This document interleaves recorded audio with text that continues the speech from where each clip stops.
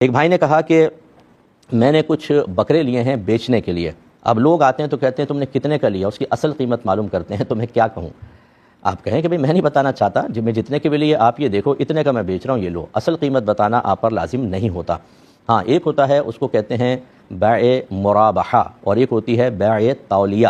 بیع مرابحہ یہ ہوتی ہے کہ اس میں شے کی اصل قیمت آپ بتا کر پھر اس پہ پروفٹ آپ طے کرتے ہیں کہ یہ اصل قیمت ہے، یہ پروفٹ ہے، اور سامنے والا اسی بات کو سن کر آپ پہ ٹرسٹ کر کے وہ چیز لیتا ہے۔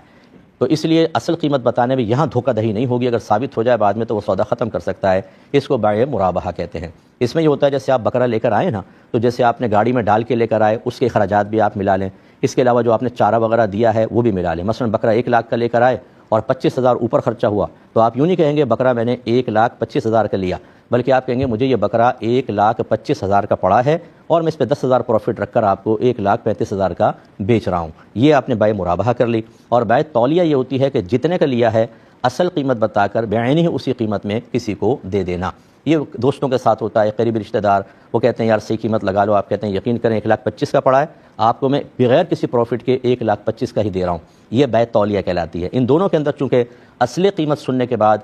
گاہک جو ہے وہ آپ پہ ٹرسٹ کر کے لیتا ہے، تو اس میں دھوکہ دہی جائز نہیں ہے۔ اور اگر آپ اصل قیمت نہیں بتانا چاہتے تو بالکل آپ کو اختیار ہے، آپ کوئی بھی اسٹریٹ فارورڈ کہیں کہ بھئی آپ اصل قیمت کو چھوڑیں، میں چاہے 25 روپے کا لے کر آیا ہوں لیکن میں اتنے کا بیچوں گا، آپ یہ خرید لیں، بتانا آپ پہ واجب نہیں ہے۔